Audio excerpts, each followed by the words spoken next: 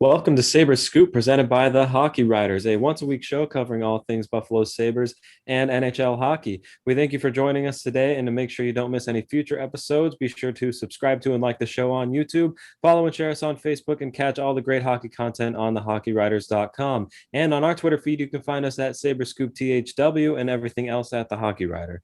So make sure you also head over to our morningskate.io newsletter to sign up for, our daily newsletter so you don't miss the latest and weirdest hockey news every day. It's a great one, great writers over there.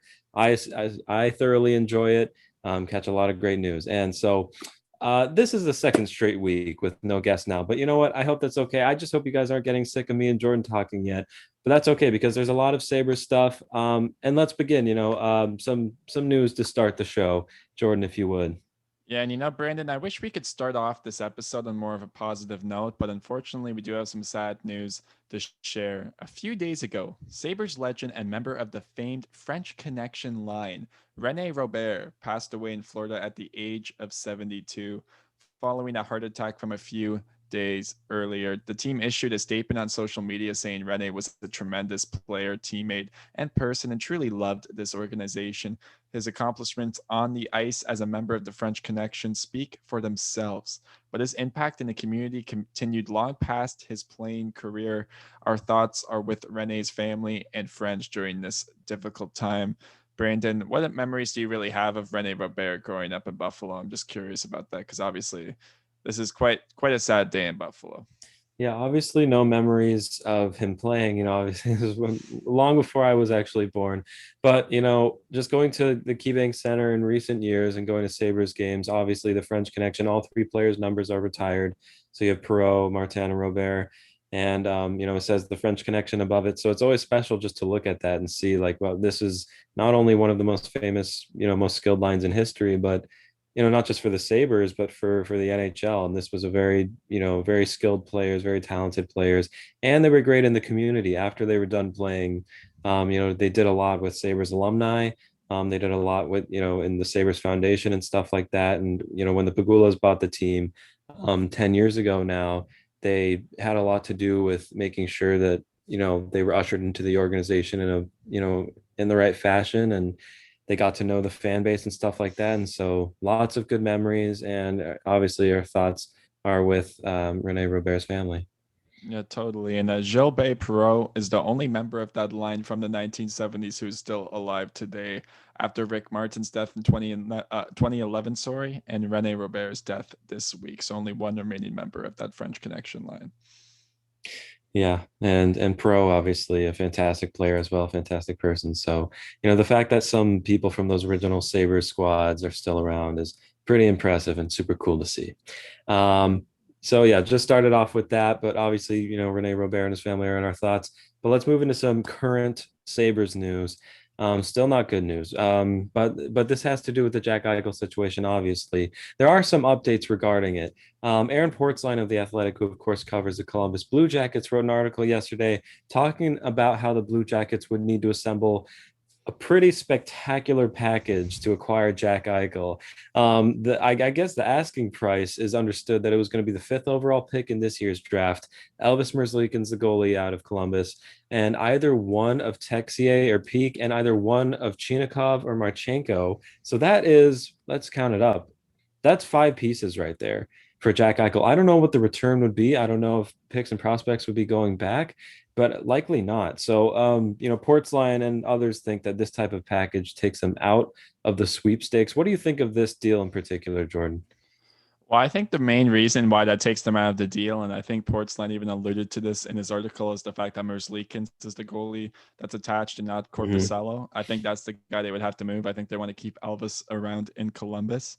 And I mean, the fifth overall pick, I mean, you should be able to give that up. I think Anaheim's going to be willing to give up the third overall pick. So you better be giving up that fifth overall pick.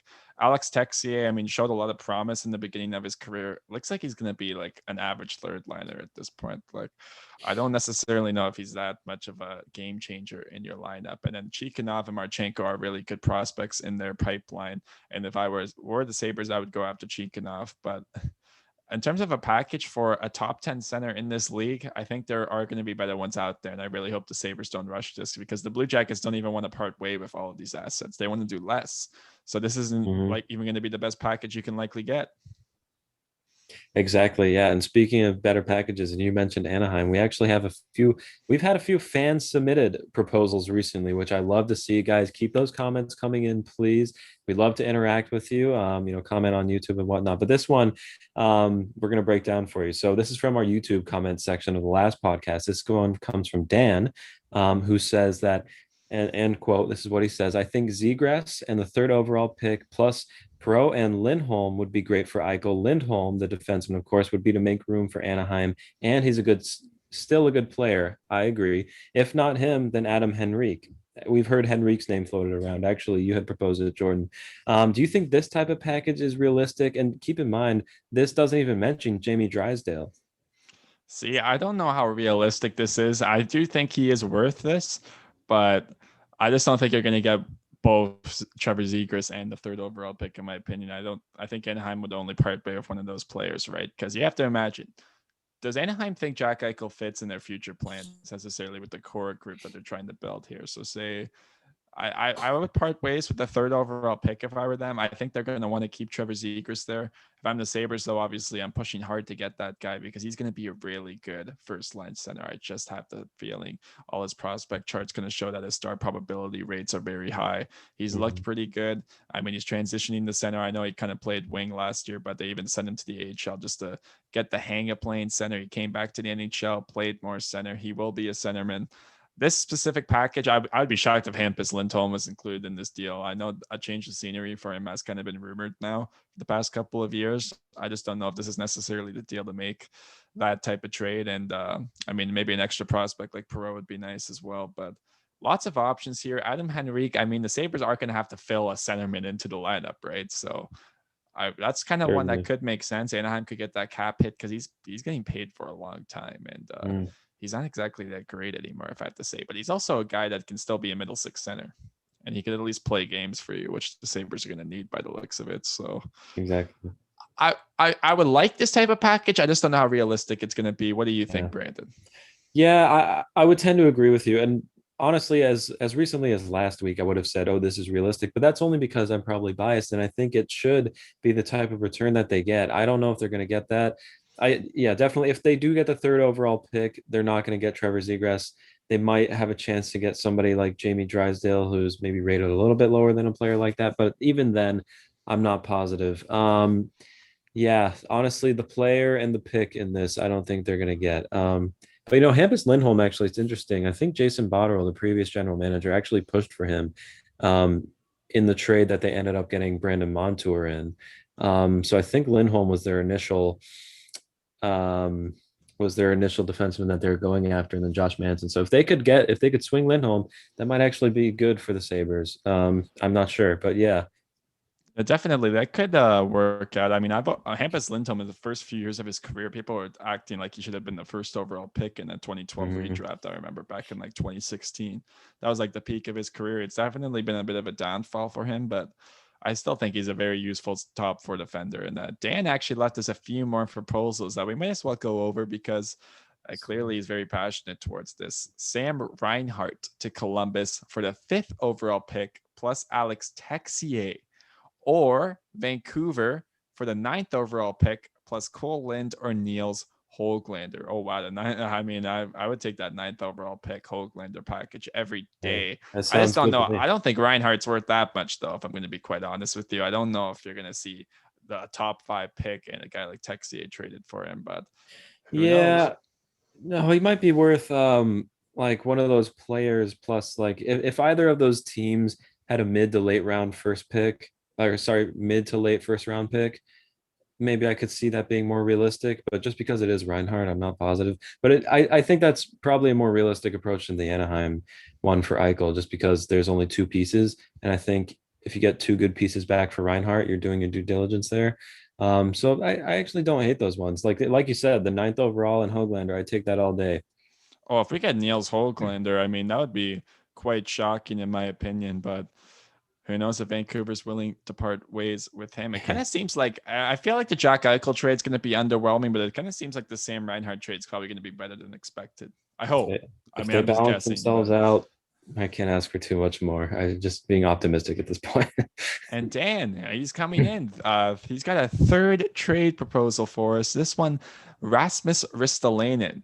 He's sending him to the New Jersey Devils for his second round pick in 2022, plus Michael McLeod or Miles Wood. Brandon, what do we think of that potential trade package?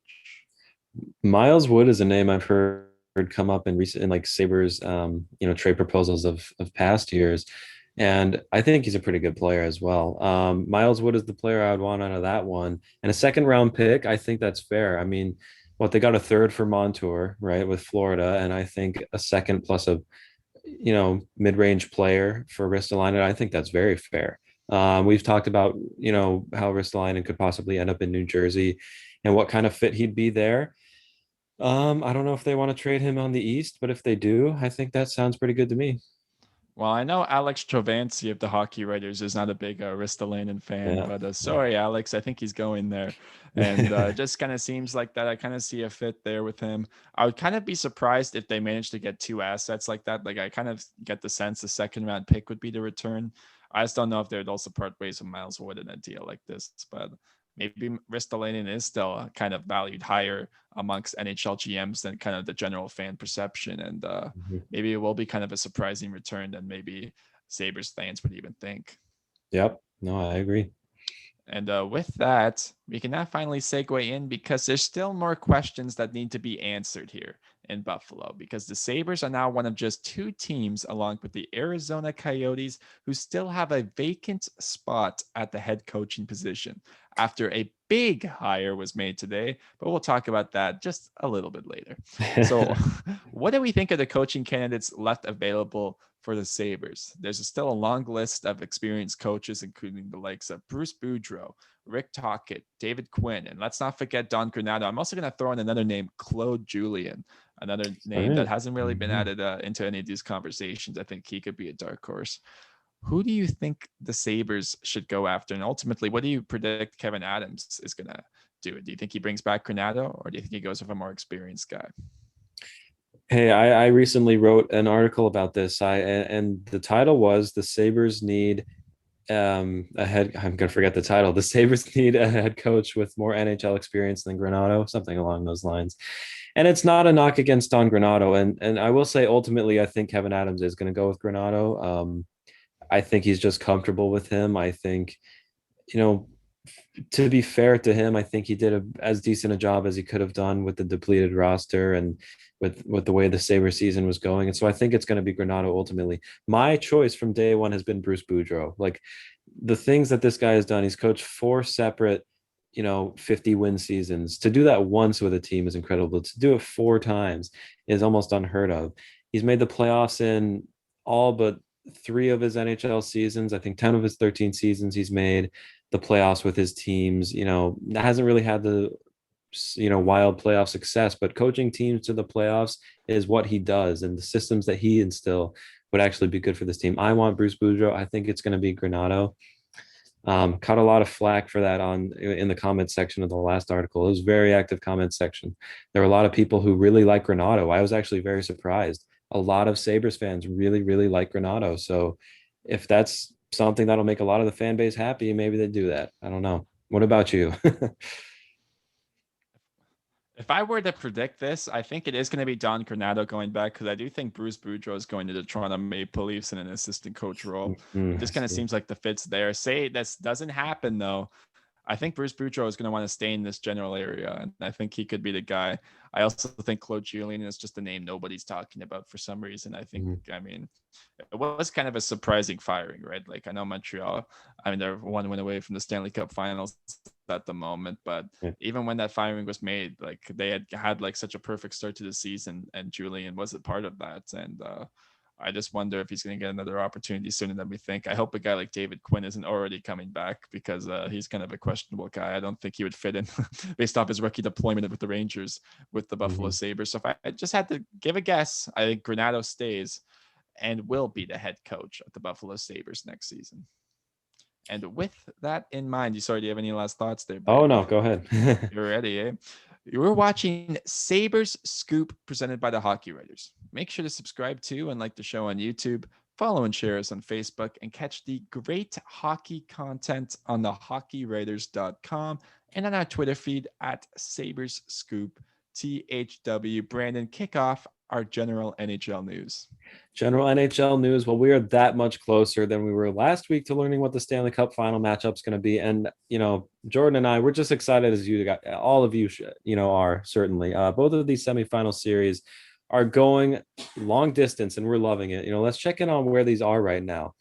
So this one's going the full distance here. Tampa Bay Lightning and New York Islanders. The series is tied 3-3 going to game 7 after Anthony Beauvillier's beauty of a game winner in overtime in game 6, about a minute in.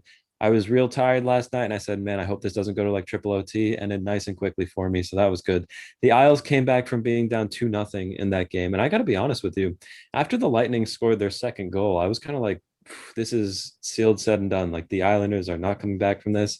And then they started to chip away. They tied it, and lo and behold, and Isles fans celebrated by flooding the ice with beer cans. I saw pictures of that, and I was like, wow. And there were mixed opinions about that. But yeah, if you want to talk anything about that series, last night's game, if you watched it, anything. I was definitely paying attention. There's actually a funny quote by Beauvillier post game, basically saying the Nassau smelled like I believe cigarettes heading into the game, smelled like beers after that overtime winner, and it's just truly fitting, like the Islanders. Everybody's assuming they're done in Game 6 after losing 8-0 in Game 5. Like, how do Mm-hmm. you come back from that? Well, they figure out a way. They're able to get that overtime game-winning goal off kind of like a fluke play, but Beauvillier is able to put that in. He's been such a key contributor for that team. Matt Barzal, you know, he's going to be playing at his best after what happened in Game 5. I get the sense, even though Tampa is the better team in my opinion, I think we're going to be seeing a whack Stanley Cup final that we haven't seen in quite some time, because I think the New York Islanders are going to be the team that prevails in Game 7. There we go. Yeah, as far as a prediction for myself, this is heading back to Tampa. They've got a full building there. I really think we've got to go with the Tampa Bay Lightning. And because they didn't play bad in this game, they really did not play poorly. Vasilevsky was fantastic. That goal in overtime that he let in, maybe a little bit uncharacteristic, but Beauvillier was shooting against the grain, and those goals are hard to stop. I think Tampa Bay takes it in Game 7, and the better team prevails here. And we'll see who faces them in the Stanley Cup I, final. It's going to be tough. I do actually have a question here for you, Brandon. I Yeah. just want to know, do you think there's really a better playoff performer in the NHL currently than Braden Point, who has 9 straight games with a goal at the moment? I mean, he just is basically unstoppable. It's been like this for a few years now. Do you think anybody's better than him currently? And I'll even pose a follow-up question. Do you think, who are guys even previous, in the past, that you would rate ahead of Braden Point at the moment and what he's doing? It's got to be players previously who are, perennial playoff contenders. Sidney Crosby was usually good, but he did have some off years. As far as consistency, I mean, look at Nikita Kucherov, a fellow Tampa Bay Lightning player right now. He might actually be the only person I put above currently, just how he came in with no regular season games and lit it up. But Braden Point, to answer your question, yeah, I can't name anybody better right now. And it does certainly help that Tampa has just been a fantastic team for the past few seasons. Actually more longer than that probably. But yeah, Braden Point ever since he's come in, and we're talking about a third round draft pick right here that every team passed on. So that's And even more Kucherov was a crazier. second round pick too. It's funny, the first overall pick from 2008, Steven Stamkos. I don't know if you remember. Mhm. He had a lot of the notion about him was that he was a bad playoff performer for a while, Yeah. and he's kind of proven that wrong. And I think quite so. He's a superstar. I think all the superstars in Tampa are just coming alive now. I just don't know. I mean, everybody there's just a killer. They have that killer instinct. And Okay. I don't think anybody could really beat them. And let's just head into here with the Vegas Montreal game that's currently going as we speak. Cole Caulfield scores. He scored a wicked goal too. It's now 2-1 Montreal. Second period winding down at the time we are recording this. What have you thought of this series? Vegas clearly doesn't look like themselves. Mark Stone looks invisible. What are your thoughts so far, Brandon? Yeah, Vegas's top six forwards have 2 goals combined between the six of them. And a lot of people, the same knock against Montreal, oh, you don't have a first line center. A lot of people are saying, wait a second, Vegas doesn't have a first line center either, really. I mean, Chandler Stevenson, he's not producing like a first line center. He hasn't scored in the playoffs. He has 6 assists in 15 playoff games. That's not first line center production right there. And I know he was hurt a little bit, a little banged up, but I mean, no, their top six forwards are not getting it done. None of their forwards are, for that matter. They can't score. And I know Carey Price is in the other net, but they can't score. Their defense has been producing a lot, if anything. I mean, the goal from against Price tonight was from, shot from the blue line that ended up being deflected off a forward in front of the net. So that's a type of offense they have to generate. But yeah, Vegas looks dead. Vegas doesn't look like they're playing with the same confidence that they played with all season that got them to the point that they are. And I do like the decision to start Robin Leonard tonight. Actually, I do like that decision. He's played pretty well tonight, but they are down 2-1, and Montreal's playing like a team that wants to be there. Well, what I'll say about this is it seems like the puck lives and dies on the stick of Alex Pietrangelo for Vegas at the moment. Every play has to come from him, and that's just ultimately not enough. Like you're paying $9.5 million for Mark Stone, who usually in the regular season as a takeaway machine, top five winger in the whole league, and he's gone silent. Max Pacioretty finally scores a goal, but he's kind of gone silent again. Riley Smith at least gets one here, but tons of guys, like Nick was the guy that scored their overtime winner. It's not their stars that are performing at the Mm-mm. moment. And Montreal, we just know it's everybody. Like obviously Cole Caulfield has kind of changed the landscape of this team, but it can be Josh Anderson. And it's funny because it's not even Philip Deneau doesn't even have a goal in this playoffs, but because of the role he plays, it doesn't matter. He just hit 100% defense, that guy. And that's what makes his contract this offseason so interesting because it's not really a player like him that's so, limited offensively because he's spending all of his time every shift just focused on the team's first line center that he's currently facing. Yeah. So I think Montreal's destined to go to the Stanley Cup final here. This is a magical run I think we're seeing in the making because the Win a Cup, everything has to go right. You have to figure it out. And whether it's Chandler Stevenson getting injured or Mark Scheifele getting suspended, John Tavares getting injured, those definitely have factored into maybe some of their success. But guess what? They're also a pretty good team and they're figuring it out. Carey Price has just gone God mode. I think they're going to go to the Stanley Cup final, and it really seems like they might honestly win it. Yeah, I'm gonna have to agree with, at least the first part of that. And hopefully it's not outdated by the time our fans hear this tomorrow, because the game is going on as we speak. But I do think, honestly, I'm gonna go with the hot take and say Montreal finishes it tonight. They hold on to the lead and they move on to the Stanley Cup final.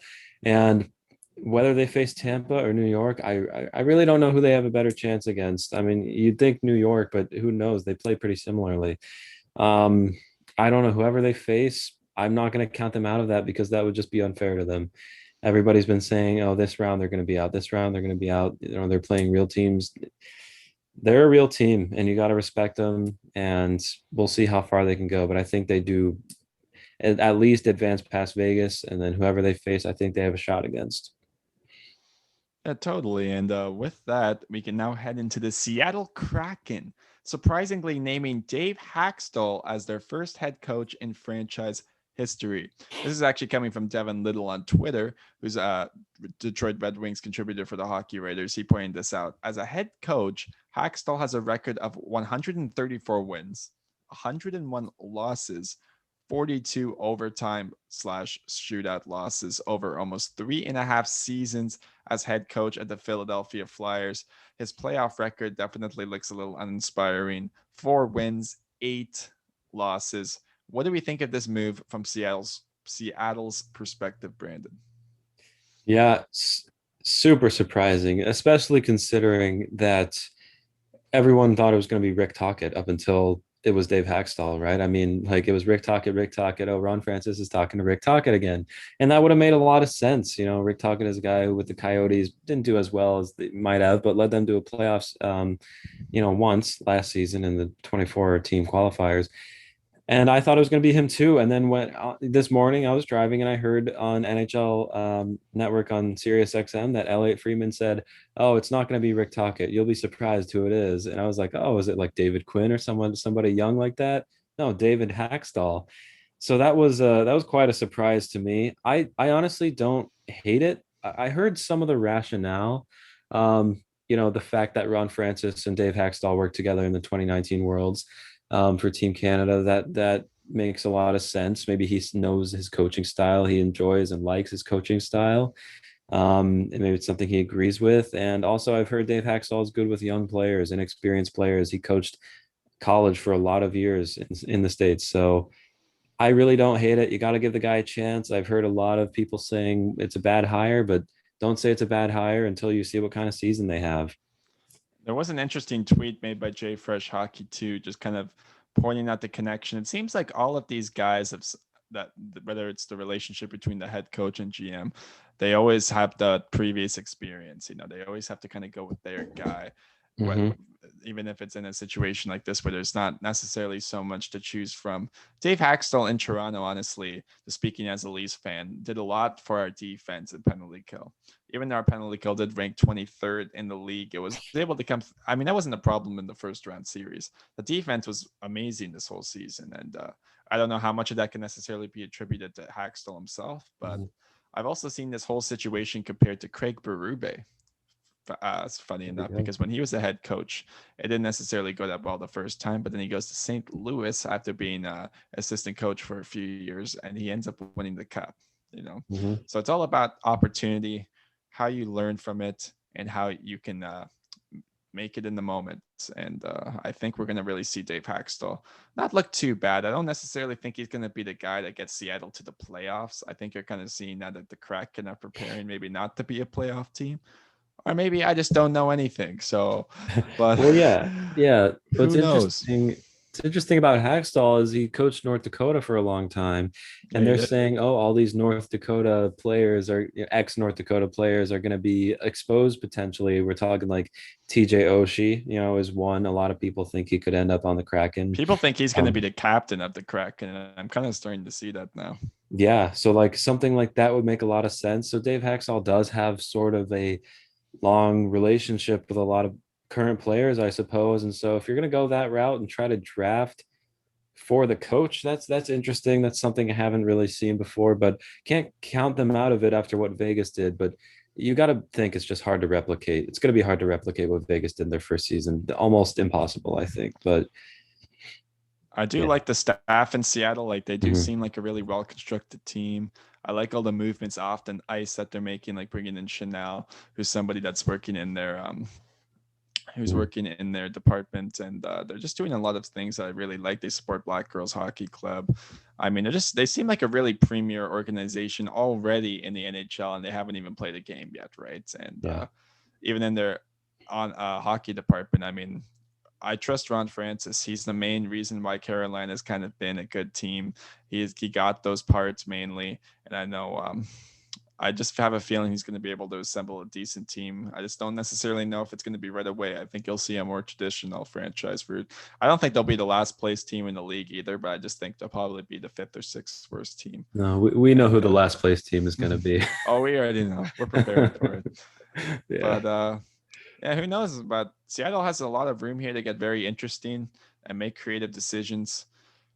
It doesn't really seem like they make one today, though, as they hired Dave Haxtell. Any last Mhm. thoughts on that, Brandon? No, but speaking of the front office in Seattle, Jason Botterill, ex-Sabres GM, is the assistant GM or associate GM behind Ron Francis out in Seattle. He is, So yeah. let's see, if he pulls any tricks out of his sleeves and helps build a winning team there. Yeah, definitely interesting choices then so far for Ron Mm, Francis picking Botterill and Haxtell, but yeah. we'll see if it works out for him. And with that, I think we can wrap up the show.